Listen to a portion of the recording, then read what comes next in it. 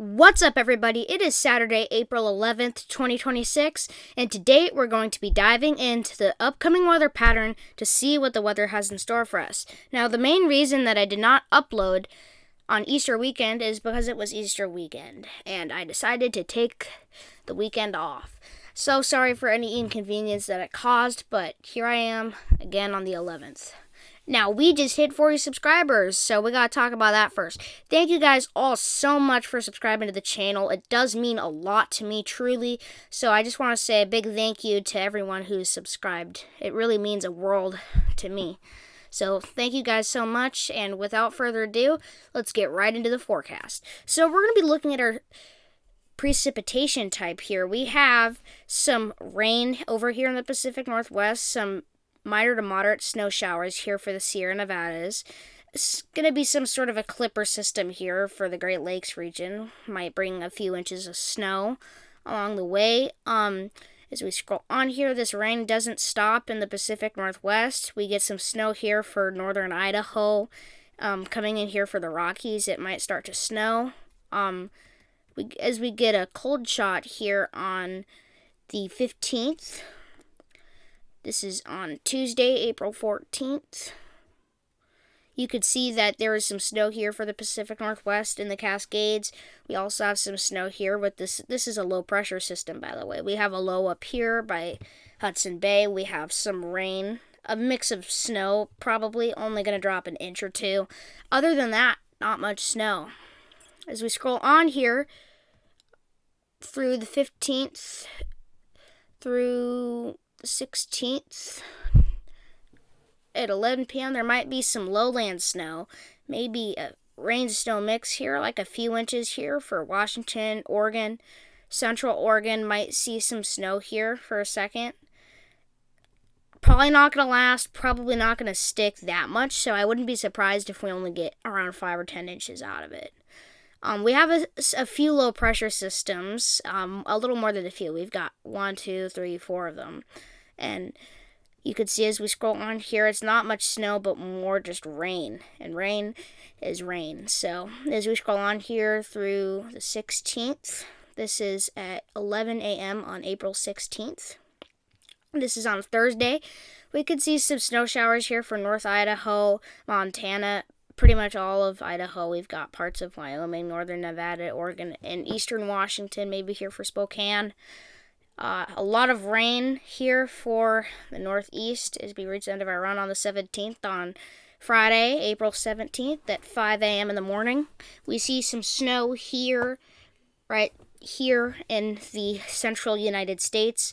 As we go northern into Canada here, kind of in northern Minnesota, we can start to see some ice. Well, we have a low pressure system, not quite cold enough for snow, but it could drop a few inches of rain. Now, we'll get into that in a little bit, so make sure to stick around till the end of the video. We are going to be looking at our 2-meter temperature anomaly in Fahrenheit now. It is pretty above average here for the west. We have some cold here up, maybe a cold shot for California here, Northern California, you know what I'm saying. Some warm shots into the east here as we get a little below average here. Here we actually get quite below average as we go to our 2-meter temperature anomaly. While if you go east of the Rockies, it gets a little warmer.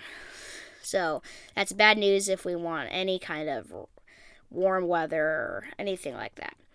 And looks like it's going to stay quite similar to that as we reach the end of our run here, although it does start to warm up a little bit, hopefully.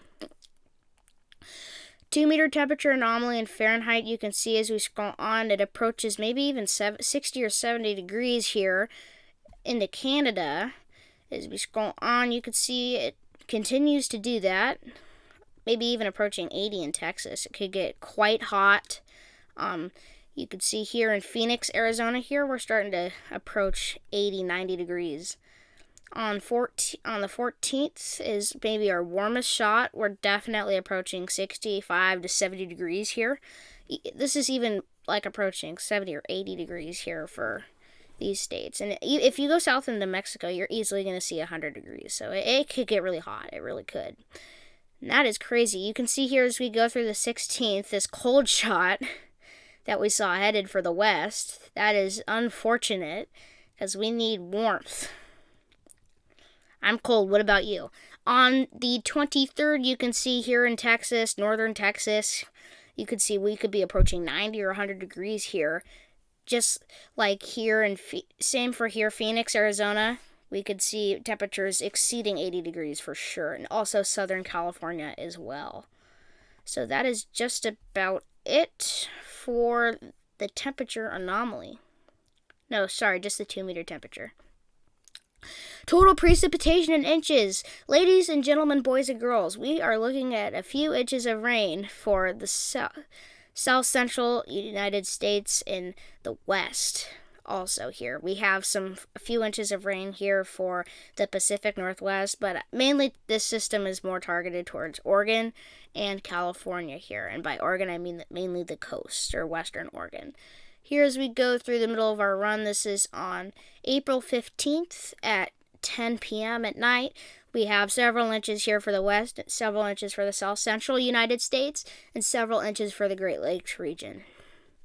As we go to the very end of our run, this is on April 22nd at 5 p.m. This is on a Tuesday.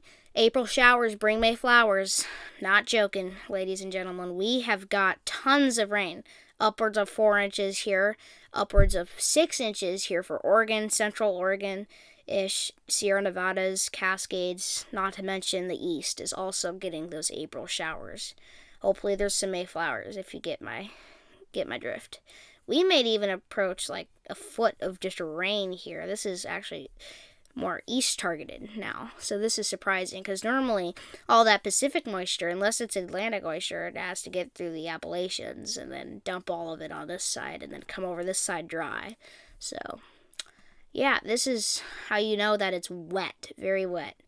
Visibility in miles. Rain and clouds affect fog and visibility. So you bet we got to check on it, okay, folks?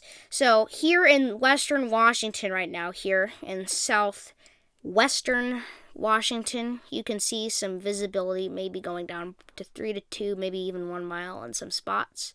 I would say there's mainly the most widespread visibility impact in the United States is going to be, I mean, it might be in Alaska. I can't see it on my screen here, but it would probably be right here in North Mississippi.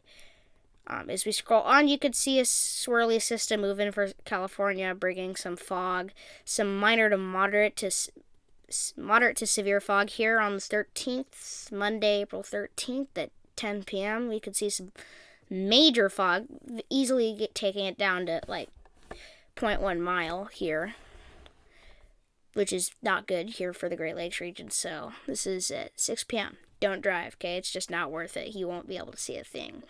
As we scroll on here to the halfway point, this is on April 16th on a Wednesday at 8 p.m. You could see some fog here for the northeast. That's just about, I would say, as far as visibility goes, the east is what's going to get targeted the most, based on what I'm seeing, especially if you want it to be more widespread. Looking at our 10-meter wind gust in miles per hour here, you can see we have some blues. That's only like 22 miles an hour. Nothing too severe yet. But springtime is the time for windstorms and cyclones and stuff, so you bet we got to look at it. As we scroll on here, I'm going to kind of just blow right through this because I'm not sure I'm seeing anything too bad here. Mainly just upwards of maybe 42 miles an hour in some scenarios. Looking at our 10-meter cumulative wind gust here, not much, maybe approaching 58 to 60 miles an hour here, especially here kind of in the DC area. Nothing I would say that we should get concerned about just yet. Nothing too crazy, folks, as far as the wind goes. Looking at our 500 millibar height dam and anomaly M. Now let's just widen the view a little bit. Here, right at the North Pole, here I guess it's kind of, the North Pole's more up here, but really far north here in Canada, you can see that there is a harsh trough here that's just going to bring wet, cold weather, maybe some snow since it's that far north. We have another trough here out over the Pacific Ocean, Gulf of Alaska general region here. This is kind of trying to barge into California here, and as it does, it quickly dissipates as we have a ridge of high pressure, which is quickly swooped over by this trough of low pressure. That's where we get our cold shot that we were talking about earlier. Basically, all this is saying for me is that this is going to be some pretty active, wet, rainy, potentially windy, blustery, or cold weather for the Pacific Northwest and West Coast in general. Looking at our lightning density, hold on a second. This is on April 10th. Let's go to April 11th. Okay, never mind. So this is April 11th, 2026. This is April 11th at 5:30 p.m. You could see that there's some lightning here for Oregon, Central Oregon. There's a countdown here for how many strikes there might be. For Oregon, I wouldn't be surprised if you see 1 or 2, maybe 6 strikes. Here in California, we may be approaching 35, maybe even 125 to 175 here for parts of New Mexico. As we scroll on here, this kind of starts to move north, but other than that, the most lightning is going to be where is in Tornado Alley. Yeah, as we reach the end of today, here this is at 1:30 p.m. this afternoon, which is Saturday, April 11th. You can see some lightning here for Oregon, California, and I would say maybe approaching 65 strikes at best. CPC Outlooks, also known as the Storm Prediction Center. You can see that there is these very light greens, we have thunderstorms. In these darker greens, we have a marginal risk. In these yellow areas, we have a slight risk. Looking at our Day 2 convective outlook, pretty similar. Day 3 convective outlook, basically the same. Looking at our hail outlook, we have a 15% chance of hail for the yellows and a 5% chance of hail for the browns.